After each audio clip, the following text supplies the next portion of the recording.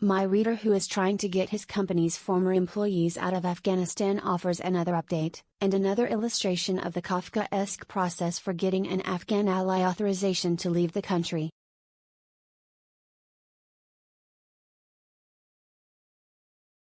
My reader says his senator's office has been helping him get through to employees of the U.S.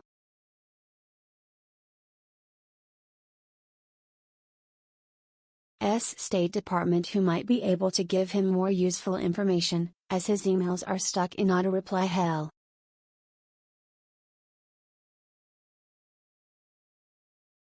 He was able to get a number for an Afghanistan American citizen/legal permanent resident hotline from a call center in Kentucky, area code 606.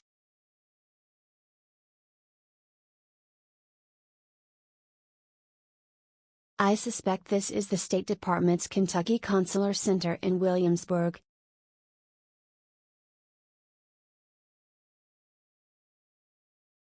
Advertisement. I explained his situation, a U.S. legal permanent resident since 2017, and his wife and kids' visa interview interrupted by closing of Kabul embassy, my reader said.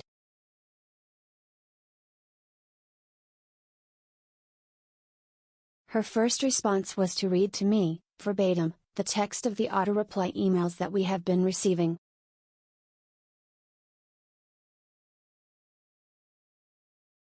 The U.S. Embassy in Kabul is closed, blah, blah, blah. I let her do that on the off chance that there might be new information.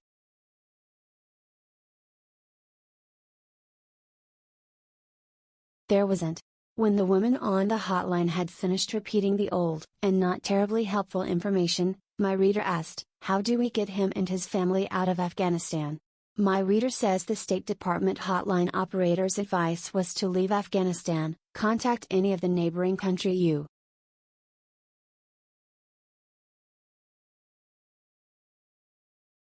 U.S. embassies, travel to that embassy, finish the interview process, get the visas, and then buy tickets and fly to the United States.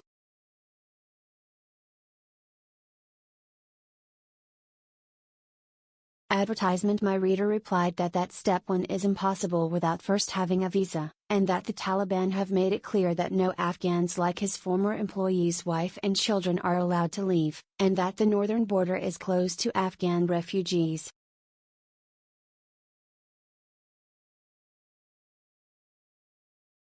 She had no answer. Advertisement. I will make one small defense of this State Department employee. She didn't establish or get a say in setting any of these policies, she just gets to be the one answering calls to the hotline and offering these utterly useless recommendations.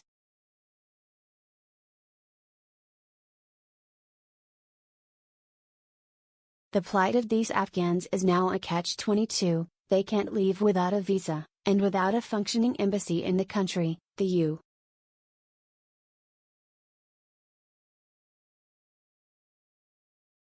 government cannot issue them visas. My reader continued, after a long pause, she suggested I call the nearest local embassy in the area and see what they recommend.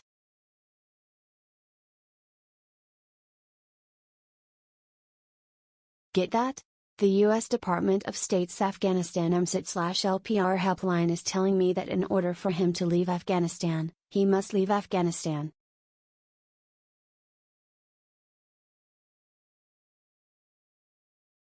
He must cross a border where one side won't let you leave and the other side won't let you in, and that we should call the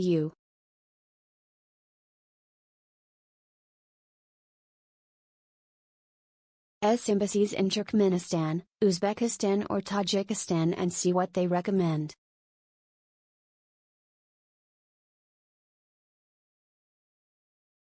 She gave me the numbers, told me there is nothing more she could do, and thanked me for calling.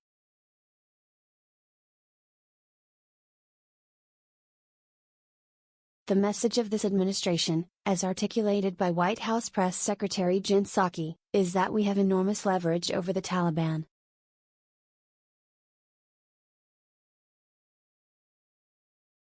And yet, we never see any. If the U.S. had leverage over the Taliban, they would be using it to ensure that the Taliban did not impede the safe departure of U.S.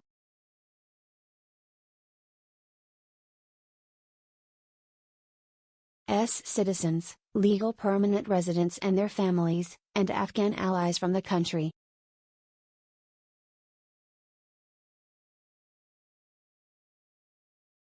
Advertisement: you cannot solve a problem if you remain in denial that the problem exists.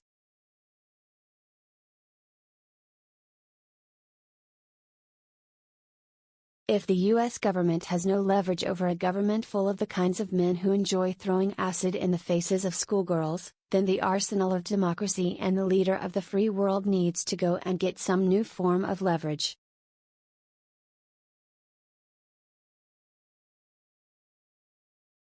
And the US government needs to use that leverage to protect its people.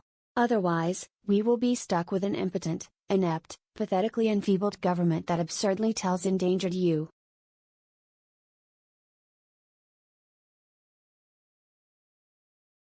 legal permanent residents that to get a visa to leave the country, they must first leave the country.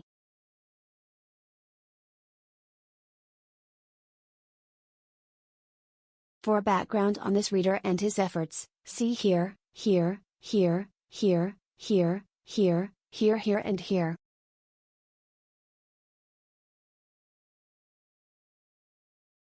Advertisement.